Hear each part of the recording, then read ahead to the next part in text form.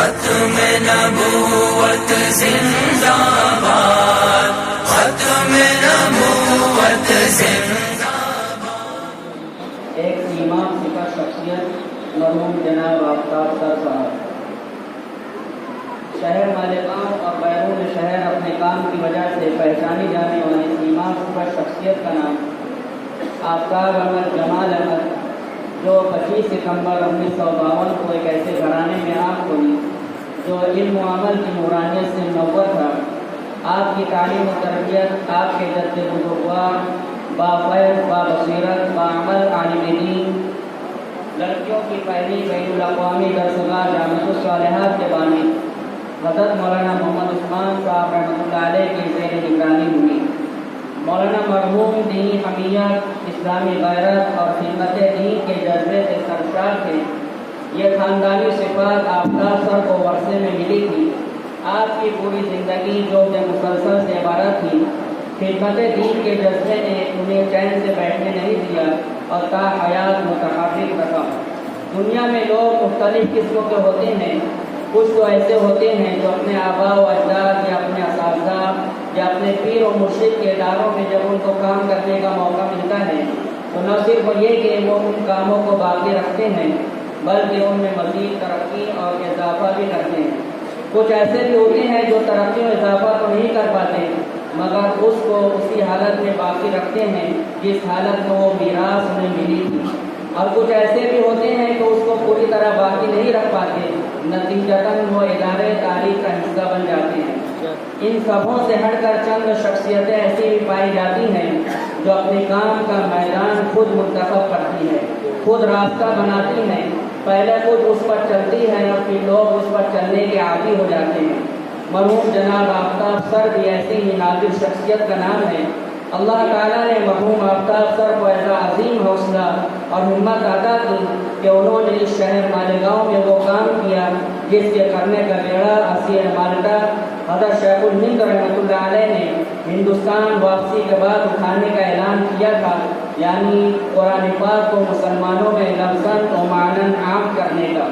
مرحوم جناب آفتاب سر نے رونق آباد کے علاقے کو اپنی دینی و ملی خدمات کا مرکز بنایا تھا۔ نونہالہ میں ملت اسلامیہ کی صحیح رخ پر دینی تربیت ہو، اس مقصد کے پیش نظر آپ نے 1 جنوری 1990 کو مدرسہ عثمانیہ کی بنیاد ڈالی۔ مرحوم کی تاب و دو مسلسل کوشش کے نتیجے میں بہت جلد اس مدرسے نے ترقی کی بانعروج پر پہنچ گیا۔ یہاں کا نظام تعلیم دوسروں کے لیے قابل تقلید بن گیا۔ رہائشی مکان کے خالی کمروں میں، نو تعمیر گھروں میں، مکانوں کی چھتوں پر چھوٹے چھوٹے مکان خرید کر اس میں اساتذہ مقرر کر کے تعلیم کا نظم آپ نے بڑے عمدہ انداز میں کیا۔ مرحوم نے اپنی سعی مسلسل اور کوشش فہم سے مکاتب قرآنیہ کا ایسا جال بچھا دیا تھا کہ مغرب کی نماز کے بعد رونق آباد اور اطراف کے محلوں میں ہاتھ میں پارا لے کر جانے والے کسی بھی بچے سے کوئی سوال کرتا کہ وہ کہاں پڑھتا ہے تو وہ بچہ یہی جواب دیتا کہ آفتاب سر کے مدرسے میں۔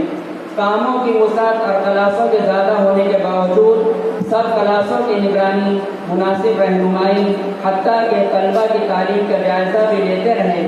یہ ایک نازک اور کٹھن کام جسے آفتاب سر نے بحسن و خوبی انجام دیتے رہے۔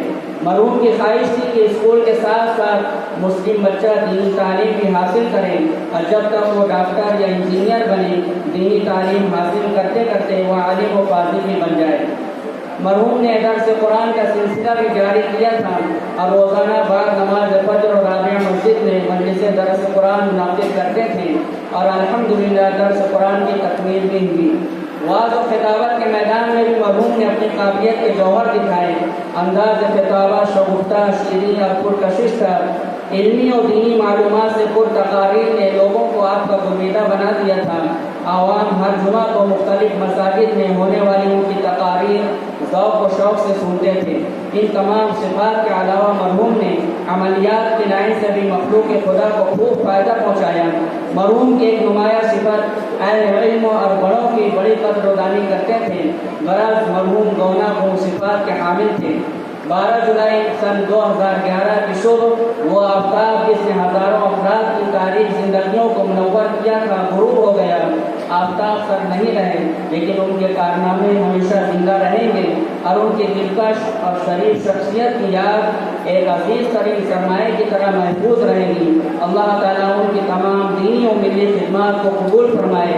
یہ بھی دلی دعا ہے کہ کہکشاں جگنو منور ماہ پارے بھیج دے، کہکشاں جگنو منور ماہ پارے بھیج دے، اے خدا اس کی لہر میں چاند تارے بھیج دے۔ وما علینا الا البلاغ۔